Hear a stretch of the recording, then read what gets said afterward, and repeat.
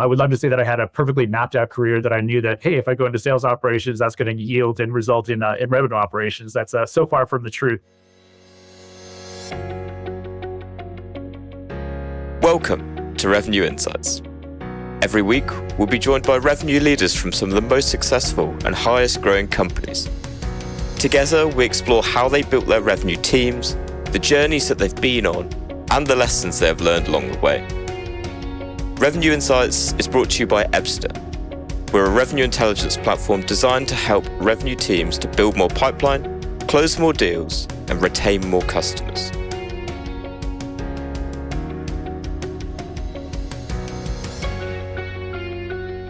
Hello, everybody, and welcome again to Revenue Insights. My name is Guy Rubin. I'm the CEO of Ebster and today's host. I'm delighted to be joined by Louis Poulin, who's dialing in today from San Diego, one of my favorite places in the world. So, Louis, welcome to the show. Perhaps you could introduce yourself. Yeah, thanks so much, Guy. Good to be here. So I'm Louis Poulin. I'm Vice President of Revenue Operations at Buildertrend. I've been here for about a year and a half or so and looking forward to today's conversation. So thanks for having me. Fantastic. Well, look, really pleased you can share your insights with our community today. Maybe you could talk us a little bit about the role that you're in at the moment and where the responsibilities lie, and then perhaps a little bit of background as to how you got there. Sure, absolutely. The role that I'm in right now is VP of Revenue Operations for Buildertrend. And in that role, this is the first time that this role was introduced to the organization about a year and a half ago. And when I was brought in to purposely do what a lot of people in the revenue operations space has done. It's collapsing down the operations team spanning marketing, sales, customer success, as well as our data team and our enterprise technology teams to have one comprehensive view of how we were looking at revenue and giving ourselves the collective ability to look at improving the efficiency of how we obtained revenue as an organization, rather than having 4 or 5 disparate teams taking individual approaches to solving issues that may or may not yield the result that needed to be yielded. So the last year and a half has really been about building that organization up, breaking down a lot of silos, breaking down a lot of legacy processes and tools and systems, looking for efficiency and consolidation opportunities to make the organization more effective. Well, that's fascinating. So in the past, marketing, sales, and success had their own individual operations resources, but they were all kind of slightly misaligned, I suppose, if everyone's focusing on their own goals. Absolutely, yeah. I mean, every team has their own rightful goals and objectives that they're trying to target, and they're not wrong. It's just when you're thinking about how that impacts revenue and revenue obtainment, that's where the challenges become. You have multiple agendas, you have different priorities, you have different leaders suggesting that different things should take precedence over other items. And so when you're trying to, effectively be the plumber of that revenue pipeline, it's really tough when you have 5 or 6 or 7 different teams trying to do their own take on how to solve some of those problems. So what we found, and I've seen this in previous organizations as well, taking one unified approach and having singular leadership and ownership and a vision that makes sense to help to evolve the organization and what those revenue best practices should be and how they're implemented and how they're prioritized. All that's so critical to helping organizations evolve and ultimately driving improved revenue results as well. And just for the audience's benefit, roughly how many frontline sellers are you supporting across the organization? Our whole customer go-to-market team is around 200-ish people. So it's relatively small, but medium size, I suppose. Very good, very good. And did you get any pushback when you started bringing everything together, or did everyone kind of buy into it? Yeah, it's a good question. I don't think we got pushback. It was kind of a show me type attitude. Hey, it's great that the decision was already made before I was brought on board to do this consolidation. But then I think it was really us working internally to figure out what does it actually mean to us? So we're doing all these different things. Does that mean that I still need to be, or how should I be responsive to the units that I used to support? And then how do I kind of pitch in and go all in on this revenue-based model and think differently around this from a revenue operations perspective, as opposed to a marketing ops, sales ops, CS ops, or tooling or a data perspective. So we're excited for this. We don't know what this means. Show us how we're going to benefit from this, and then let the results actually drive the how effective this is all taking place within the organization. Wow. Okay. And how long did it take before you started having a positive impact? I can imagine there's quite a lot of gathering of information and understanding what the different variables are. So how long did it take before people on the ground started to see a positive influence on bringing this all together? Yeah, good question. I do think that probably in the first 90 days, I think there's some obvious things that I went after and tried to tackle immediately. Probably the most fundamental thing was just trying to align on what are the priorities? Like, what are we trying to accomplish strategically as an organization, and getting alignment and agreement on that. and ensuring that same message was carried through not only in the business units that we're supporting, but across the operations teams that previously had their own perspective and their own take on what was most important to the organization. Then I think I also looked for some opportunities that I think are pretty typical that you see in the revenue operations space, which is we have tools that were acquired and implemented that were very specific to filling the needs of one particular organization, not necessarily the entire go-to-market team. We had disparate data sets that we needed to reconcile, data sets that were put in place under really good intentions to serve one particular organization. But as you start to consolidate that, the discrepancies in that data start to show up. And then the challenges that come from trying to utilize that data as best as possible when it's not specific to one of those particular organizations. So that was definitely a challenge. I started to drive, and I think results hopefully started to come within the first 90 days. But it was really just an opportunity just to get in there, really understand what the business is, where we are today, define the current state, and then try to figure out what can we be doing on a short-term basis with both my efforts and my team's efforts to help to drive some of the changes that were required to get us to really function as one solid end-to-end revenue engine. Just a quick reminder, and then we will be right back to the show. At Revenue Insights, our goal is to share how top-performing revenue leaders build predictable, efficient go-to-market teams. Every week, we speak to the brightest minds, and every quarter, we release the latest findings from our analysis of billions of dollars in pipeline. If you don't want to miss out, sign up to our newsletter at ebster.com/newsletter-sign up. That's ebster.com/newsletter-sign up. The link to make that a little bit easier for you will be in the show notes of this episode, wherever you're listening. See you there. So if you were talking to somebody who's in a similar place to where you were kind of 18 months or so ago, and maybe they're a VP of revenue or CRO, and they've got all these silos, they've got about 200 people in their front office, one way or the other. Are there any particular quick wins that kind of, in hindsight, that you picked up on that kind of got everyone on board quickly? Was there something that kind of hit home for everybody? Yeah, I think one of the first things that within the first 30 days of me being here was, actually there's two things. One thing I'll talk about, which is kind of an obvious one. We had massive tool sprawl, which is I was alluding to when I was mentioning the situation when I first joined. So we had something around 130, 140 tools that some of them were being heavily utilized, others hardly utilized at all. Some tools, they were brought in years prior with other leaders who were very passionate about a particular tool and wanted to have that tool in place to be able to support their organization. One of the things that I immediately did was, because people can get quite passionate about individual tooling, is really trying to diffuse that conversation and driving that more to a business capabilities conversation. What capabilities are we driving out of the tools that we've selected? What are we trying to accomplish? And do the tools that we have in place today within our ecosystem, do they make the best sense for the organization today? Even though they might have been the right decision a year or two ago, given where we are today and where we want to go in the future, how do we consolidate around that? And how do we ultimately, the first goal that I went after is let's just save money. Like, we have way too much sprawl. Yeah, we have just as many productivity challenges, efficiency challenges that haven't been addressed yet. So how do we go about doing that, using cost as that driver? I'll be honest, it's still an evolving journey. It does take time to go after those and to consolidate that tool base down, but I think we're heading in the right direction. The other benefit that comes out of that consolidation activity is your ability to better curate and manage your customer data in fewer sources and fewer platforms that give you the ability both to ensure that's the highest quality data that's available, but then also you're not getting disparate views of your customers and what opportunities exist there by leveraging multiple tools with slightly different sets of data that might be giving you different signals that may or may not be relevant to actually acquiring revenue. That was one aspect of what I focused on. The other aspect that I went after, which was a little bit of already a work in progress, was on the data side. Obviously, anything you need to do in terms of understanding customer intent, how you market to them, how you sell to them, how do you support them, all comes down to how good the quality of data is that you have on your customers and ultimately how much you understand your customers. So worked really intently with our data science and data engineering teams to ensure that the efforts that we had in place were yielding the best possible data that we could leverage as an organization to make the best calls and really try to understand our customers best as possible. So those are the first two areas that I really focused on intently and started to see results as we did additional consolidation and as the quality of data improved and the trustworthiness of that data improved internally as well. No, a fascinating thing. We have nearly 500 customers using Ebster across the world. And when we go into organizations, we find all the time that they've got all of these point solutions. And you talk about 130 different systems. That's not unusual to see in some of these organizations. And still, with all of that money being spent on all of that technology, still 4 out of 5 reps are missing quota. So you've got to take these things away and start with the fundamentals. You can't be data-driven without the data. And I think once you fix the data, you can convert that into insights. Now you're at the races and you can start to use those insights to drive process. Yep, 100% agree with that. And it is interesting, even as evolved as where we are and how much we think we understand our customers, we still have room to grow. Like every organization, there's no organization I've been a part of in my past that hasn't had exactly the same challenge to some degree, right?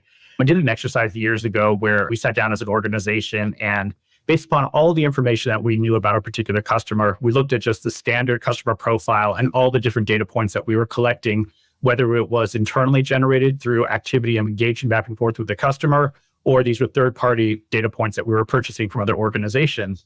And it was a really interesting hypothesis in that you don't need to have 100% of each of those data points identified and captured in order for you to market, sell, or support those customers. There are key pieces of information that are most critical. And we use this exercise as a means for us to prioritize what do we actually want to go after? What do we want to pay for externally? What do we need to be sure that we're capturing internally as our go-to-market teams were engaging back and forth with our customers? Then ultimately, what were we doing with it? We don't want to be capturing data just for the sake of capturing data if it's internally generated. We certainly don't want to be paying for it if it's externally captured, if it's not actually contributing to a better understanding of the customer and ultimately a better experience for the customers as they engage back and forth with our business. So that's actually, I've taken that as a best practice and I'm actually applying it here to Buildertrend today because it worked really well to get our go-to-market teams thinking the same way around which data points were critical, where do we need to be focusing, how do we prioritize capturing the right information that would then contribute to success across the go-to-market space. That makes a lot of sense. So out of the 130 vendors, what are you down to now? Down to about 70-ish. I probably have a goal that I want to get down to maybe 40, but then also maintain a few core platforms, a core CRM platform, core telephony background, backbone for us to be able to effectively dial and reach our customers, and also a tool focused on our CS organization just to help them be more successful as we track customer sentiment, as we manage automated customer journeys, and then feeding the right content in to support that as well. So ideally 40 with probably about 10 being our core systems that we want to look after. And can you give us some visibility of kind of what that kind of architecture looks like? What's the system of record? Are you using Salesforce at the moment, for example? Yep, Salesforce is our main CRM. So we have those Marketing Cloud and Sales Cloud in place. We're evaluating Service Cloud to close the loop on that go-to-market journey. We use Gainsight from the CS perspective to allow us to track customer sentiment and to manage our customer journeys. And then we have CX1, which is our telephony backbone that also supports our support organization and allows us to manage our voice conversations out with our customers. Fascinating. And what are the specific North Star metrics that you're monitoring to see if the changes that you're making are having an impact? Yeah, so over the last year and a half, we've implemented pipeline and pipeline health, which is a first step, of course, to doing more sophisticated forecasting.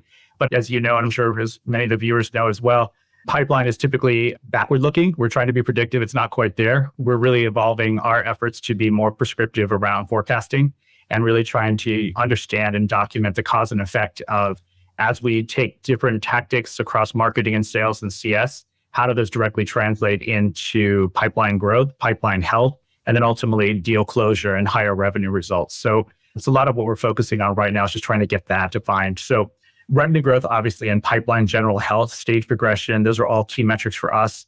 We're also looking after productivity gain. We're trying not to become an organization doubled in size, really trying to figure out how are we efficient with the tools that will remain after our efforts.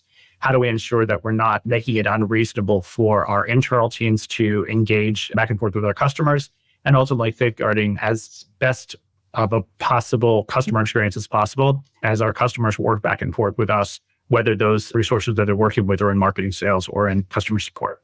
No, it makes a lot of sense. So we've obviously done quite a lot of analysis across lots of different businesses in and around the space. And some of the key data points we've seen that are really worth kind of monitoring and keeping really close to are things like the level of coverage individual reps need to hit quota. And sometimes you can see that those numbers be wildly different across the sales team. And actually, by understanding that, sometimes the top performers have got the least amount of opportunities in their pipeline because they're really diligent about closing deals off as lost at that kind of discovery stage. And sometimes we can beat them up a little bit about that when in fact they're hitting and exceeding quota, while others that have got lots of pipeline, but perhaps it's not real, they haven't qualified it well enough, they've kept it in even though it's not necessarily in a sales process. Maybe they miss quota. So I think monitoring things like coverage to quota is really interesting, and looking at looking at that trending over time can be really fascinating, because you can start to see the influence that you're having as you're introducing these kind of more data-driven approaches.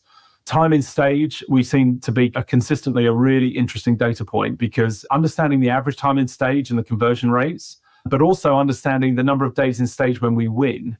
Sometimes those numbers can be very close, but a lot of the times, average time in stage and time when we win are very, very different numbers. And then suddenly, once you get past that golden number of days in stage, you can start questioning whether the deal is real. Because ultimately, if we're only ever going to win 20, 30, 40% of the opportunities we're working on, the quicker we can close deals off as lost, the faster we can get the team working on things that matter. Yep, 100% agree. We're in our early days of trying to define that more effectively than we have previously. I think that cause-effect relationship between what we're actually doing and what results are being yielded, I think that's one dimension of it. But I think also what you're discussing as well is, what are the patterns that we're seeing across standard customers who successfully close? And can we actually map that standard against the opportunities that are currently in pipeline? And then where do we predict the most likelihood for closure? I think we probably still at Buildertrend have a little bit of time to get to that point, but at least having our pipeline defined, opportunities defined by stage, it's giving us early visibility into what that looks like. And I think as we go through the next iterations here over the next few months of how we get more predictive and how we actually look to more closely tie the organization's revenue goals to our efforts that are showing through the opportunities that are in our pipeline, that's where we need to go next. I think that's what we're collectively focused on as we look to where we go from here with pipeline and pipeline health. One of the other things we find in B2B sales is that we know that in B2B sales, relationships drive revenue, and really understanding who that buying committee is really important. And the top performers do it all the time. They really dig in and understand the entire buying committee. But the B and C players are very good at just engaging with a key champion, perhaps, but maybe not understanding all of the buying committee, in particular people like the CFO, who can be quite scary to engage with. So really, if you're not engaged, if the sales team are not engaging with all the buying committee, then the chances are our competitors are. So what are you doing to kind of make sure that we understand which stakeholders we should be engaging with at every stage of the sales cycle? Yeah, it's a great point. I think in earlier versions of my career, I grew out of doing territory and geographic sales onto more strategic and enterprise type selling. But in the early days, it was point to point. It'd be you and me guy on a phone trying to figure out, hey, is this the right fit for the organization? Great, let's move forward. Let's close this deal. As you get into the more strategic and the enterprise customers, it is complex. You are dealing with 5 to 10 folks potentially, and maybe a whole lot more depending on the size of the organization, the size of the deals, people that need to be involved in the decision process. So on our side, we effectively try to map our accounts and try to understand who are the real influencers here. Who do we need to be ensured that we remain in constant contact with as our main point of contact, who are helping to drive the deal? And who are those other influencers that we need to be engaging with as well? And then ultimately gauging how supportive or not they are of moving forward with this purchase, and then trying to determine what actions can we be taking internally to be able to move that in a more positive direction for us. So being really conscious of who those stakeholders are, who are ultimately going to decide on the adoption of this opportunity. And then ultimately, what can we be doing to potentially address any naysayers or any issues before it comes to the point of sale, where you just then get shut down and a deal ends for no reason other than the fact that, oh, I didn't realize that so-and-so actually had a voice here, because we haven't actually talked to them at all during this entire process. So I think just being really conscious of what that is, mapping that out, and being really clear and realistic around where the customer is on that journey and where they are thinking collectively on potential adoption of your solution.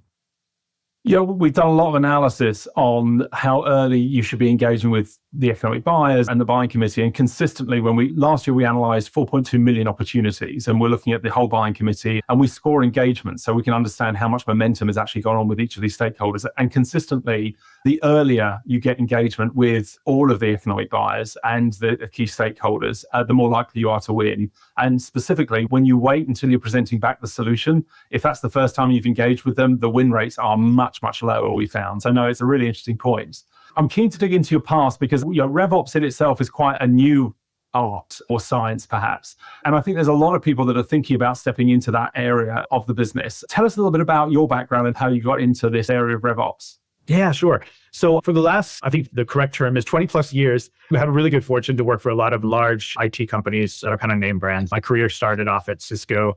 I was actually in a combination of both sales and IT.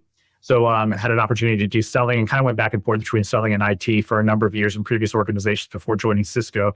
I think like a lot of people, especially sellers, I think I got to the point, whether it was justified or not, I just felt like I can solve problems that operations is trying to solve better than the people who were running operations at the time could solve problems. So I suppose that arrogance drove me from sales and IT into sales operations. I would love to say that I had a perfectly mapped out career that I knew that, hey, if I go into sales operations, that's going to yield and result in revenue operations. That's so far from the truth. I spent about 13 years at Cisco, mostly in sales operations, sales enablement, sales excellence. Had an opportunity to work both here in the United States and California for the first part of my career with Cisco, then had an opportunity to live in Australia for about the second 7 years of my time with Cisco. Had an opportunity to go back and do channel-based selling in APAC, and then move back into the sales operations space, supporting our vice president of sales in Asia Pacific. After that, I had an opportunity to move to AWS back in 2014. This is at that crazy start of AWS's massive growth trajectory. I think when I joined, we were growing something like 70% year over year.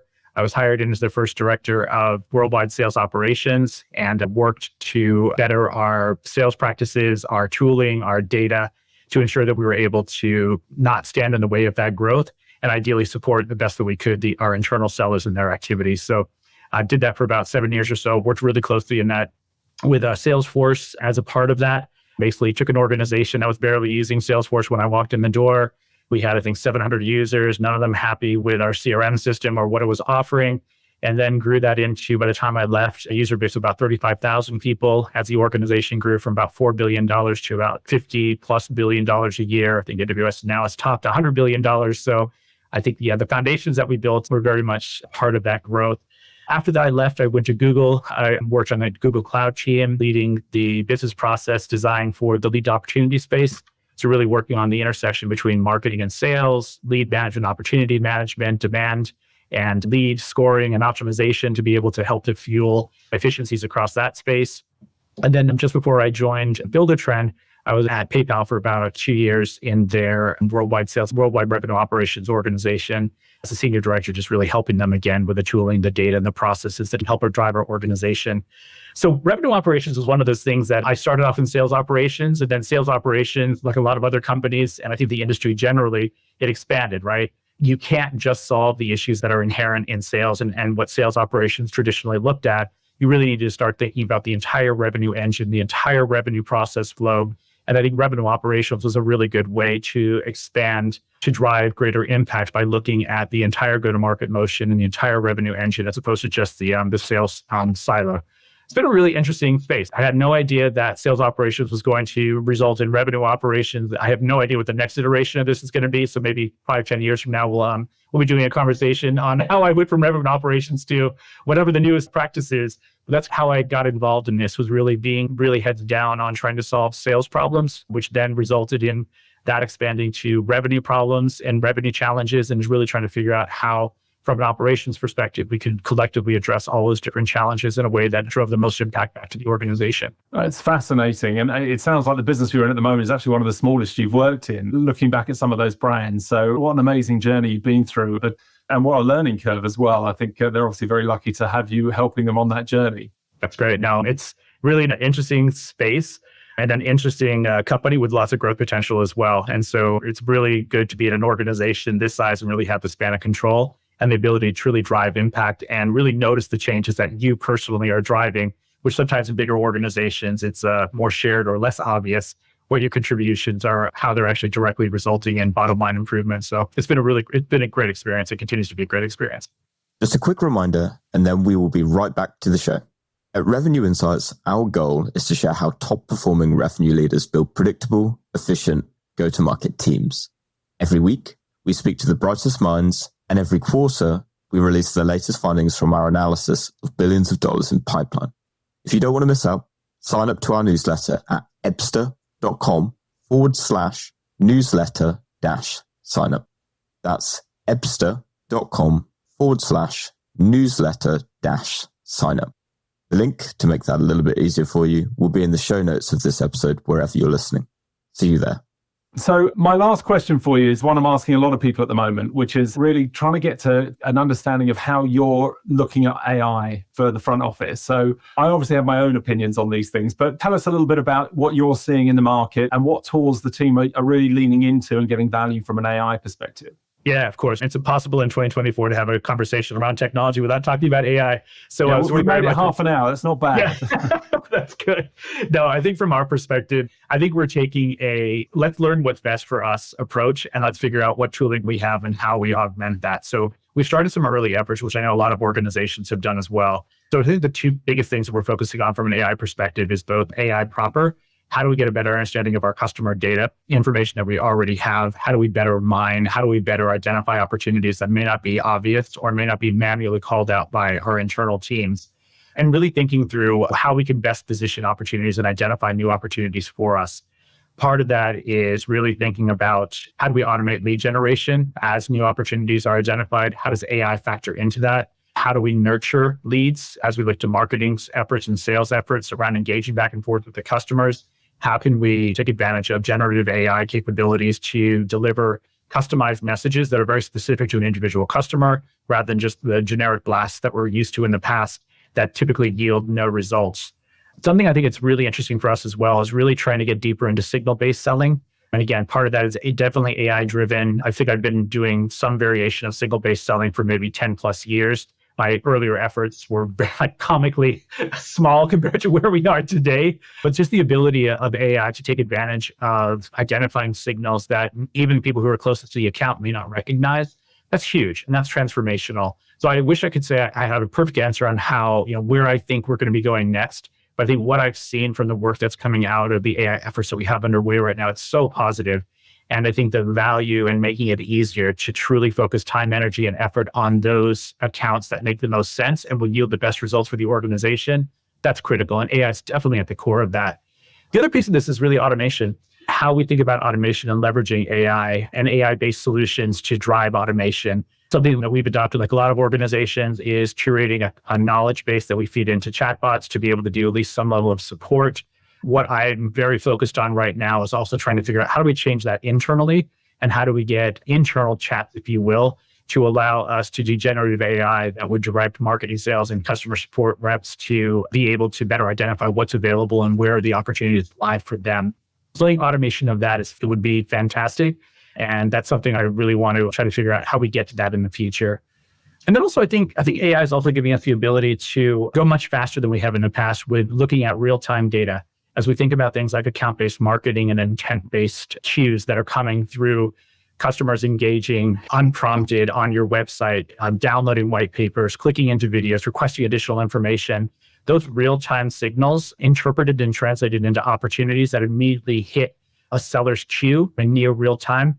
And that's transformational. That's one of the best opportunities that you have to sell to a customer, as we all know, is when they're deeply into it, the wheels are turning, and there's a huge opportunity that may not exist if you delay that and call 2 or 3 days later or a week later. That's something I think is really exciting as we think about AI. And generative AI is fascinating. It's one of those things I'm old enough to remember when the internet was first deployed. It's kind of the same moments. Like, I'm sure everybody, when you first went on to ChatGPT and entered your first search, what you saw come back was just amazing. And I know that we're only in the very, very early stages of what generative AI will be, but it represents such a massive transformation for us. And I think the benefits that you'll see in the revenue operations space and our ability to drive revenue based upon AI and machine learning models is going to be massive as we look to the future. So lots of excitement and lots of opportunity that exists out there too. I completely agree. When we started on our journey, we started by using AI specifically to take away some of the admin burden from the reps. So salespeople are not very good at admin anyway, but they're really good at building relationships and running sales processes. So let them focus on that because AI is not very good at that, and let the AI do this admin burden. And actually, what's really interesting is when the reps are taken away from doing this logging of their activity, creating contacts, keeping the legacy systems up to date, all of a sudden the AI takes over and it's 100% accurate because it's all done consistently in the right fashion and we haven't got to worry about humans and egos dealing with it.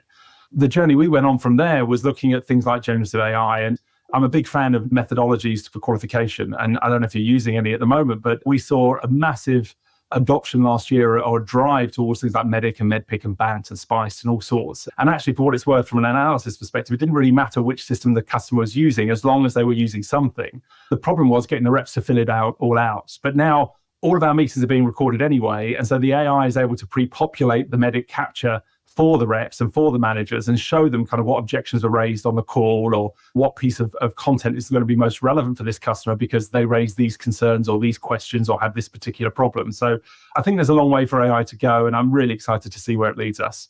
Definitely. And I think, Guy, you also asked the question, which tools are we exploring and what are supporting our AI experimentation? So right now, we're primarily using AI capabilities that come embedded with some of those core platforms I mentioned earlier, Salesforce, Gainsight, CX1. We have another chatbot that's being fueled through Intercom and their Fin offering, which has been good. So I don't think we have a comprehensive strategy on what we're doing. We really are in the experimentation phase, but at least getting knowledgeable about it now as the AI space continues to evolve. And it seems like week over week, we're getting a new announcement of this feature and that feature and this functionality. It can be very challenging trying to figure out which tools should we go after and which AI tools are going to yield the best results. I think in time, certainly it's going to shake out, but it's good at least that you have, and that we have at least a perspective, and we have started to experiment with what is going to make sense for us today. And hopefully that will yield to where we go in the future. We think about a more fully baked and comprehensive AI and machine learning and automation strategy to support revenue. Very good. Well, Louis, it's been an absolute pleasure. Thank you so much for joining us on the podcast today. Hope everyone else enjoyed it. If they want to get in touch with you, Louis, what's the quickest way or easiest way of doing that? Probably easiest way is on LinkedIn. I try to be as good as I can in terms of getting back to messages, but feel free to reach out to me there. Thank you so much for your contribution to the community, Louis, and look forward to paths crossing again soon. And once again, thank you so much for the podcast. Thanks so much for the time today, Guy. I appreciate it.